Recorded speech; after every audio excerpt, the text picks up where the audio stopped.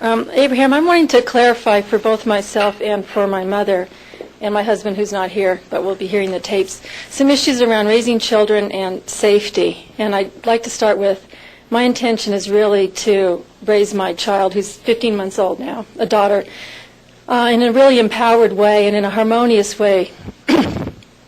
And my understanding is that if I can be balanced, I'm not going to put her in situations of jeopardy, particularly. Like she won't be near a hot stove. I mean, I'm not going to, if I'm feeling connected and feeling joy and I'm supporting her feeling joy, she's not really going to be in situations of jeopardy because my inner being will tell me instantly when that's coming up. In fact, she is more likely to be connected than you are, and you are more likely to be the catalyst of her disconnectedness. That's what I'm trying to get an understanding about. And also, for my mother's benefit as well, we were discussing this in the car this morning, and it came up again during the break. Can you just clarify that a little bit about, potential situations and how we can really support her health and well-being? You can feel yourself anytime you diverge from anything that would be supportive or helpful of her. In other words, every time you worry about her, you are contributing to her disconnection. Every time anyone or anything is your object of attention and you are feeling negative emotion, you are not beneficially flowing energy. So whenever you feel yourself doing that, recognize it, recognize what you do want, talk about that, and you can spend a lot of time. In other words, it really is a matter of self-convincing.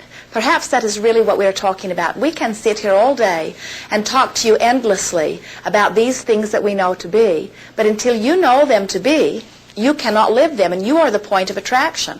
So through your day-to-day, moment-to-moment, segment-by-segment experiences, as you feel and adjust and feel and adjust, then eventually, and by eventually we do not mean a long time, we mean within a few days, you can bring yourself to a real knowing of well-being.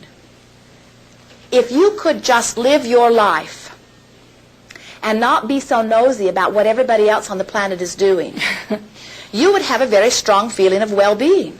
There is so much evidence of well-being within your experience. But as you pay attention to all of the things that are happening to all of the people, then you find yourself feeling threatened, feeling vulnerable, and then worried about your child who is growing up in a threatening, vulnerable world, you see. Right.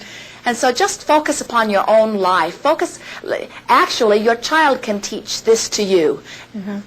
It is not so much that you need to learn it to teach it to your child. Your child will teach it to you. Your child will say, I can do it, Mommy. I can do this. I want to do this. Please let me do this. It is you that is saying, no, I don't think that's a good idea.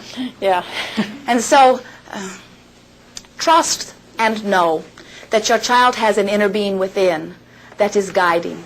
And then you do your best to stay in a place of connection so that you can be a continuing catalyst or influence to assist your child in being in that place. The nice thing about two people working together is that there is twice as much probability of being connected.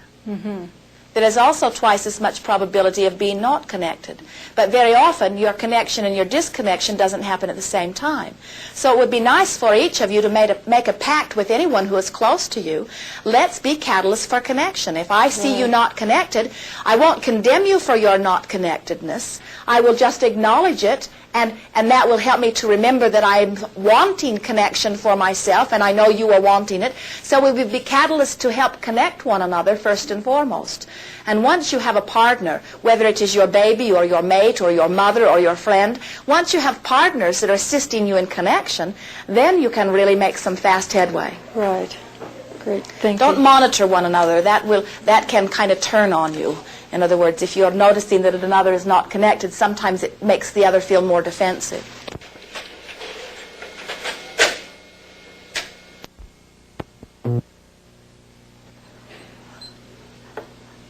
We would like very much to infuse you with a feeling of well-being.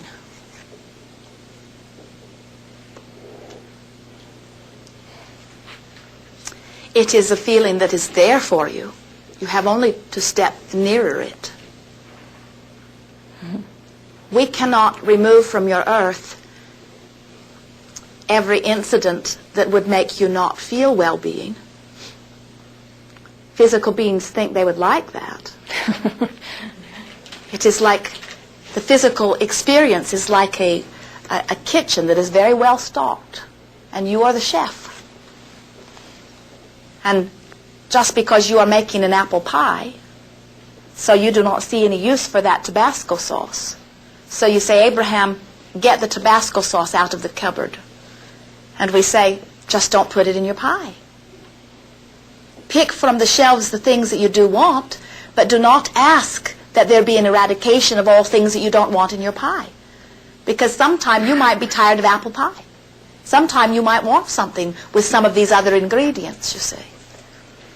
And so as you acknowledge that there is some of everything out there, but that it is only part of your experience as you acknowledge it and flow energy toward it and vibrate with it and attract it to you, then those things don't threaten you. And when you feel less threatened, then you will not fear for your child. Mm-hmm. You will be excited about the adventure that is before this child. Yeah. You will be exhilarated about the deliciousness of all of the experience. You will actually even revel in the knowledge of the contrast that this child will feel. Words don't teach. Strange we offer so many. Only life experience teaches, and sometimes the words add emphasis to what you have lived or add clarity to something you will live. If we were standing in your physical shoes and we were wanting to inspire our child to the most joyful of life experience, every day we would say things like, isn't life grand? Isn't that beautiful? Look how wonderful this is. What an amazing thing. Did you notice that the sun is beautiful today? We would look and be so obvious in our acknowledgement of the positive aspects of this physical time and place that those would be the mental, physical, vibrational, visual, verbal habits of this child. Mm-hmm. Thank you. That child would never hear a complaint coming out of our mouth. That child would never hear us condemning anything or making fun of anything or making blame of anything or flowing lack toward anything. When we felt that coming on, we would excuse ourselves and say, I'll be back when I feel better. So that the strongest, most powerful influence that this child receives in the early years is from someone who knows that all is well, that life is good.